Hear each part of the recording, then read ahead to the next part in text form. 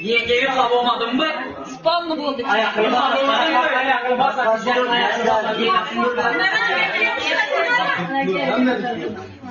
Cırt kalkmışlar, cırt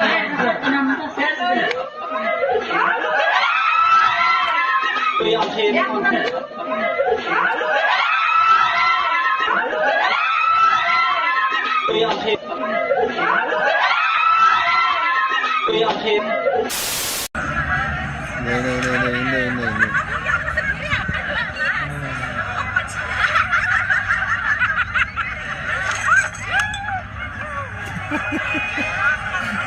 Güzel aslan.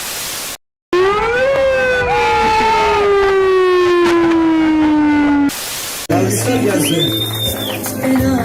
Allah mübarek eylesin. Almışlar üzerine.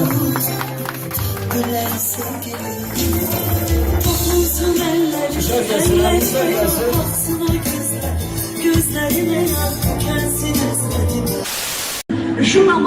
Rüşvamanın Ağır hürmeti kiyu bulasıgan amanatta baramız bizden kızları Rüşvat bağın Koşevet agayın kergi Koşevet agayın Beri geldi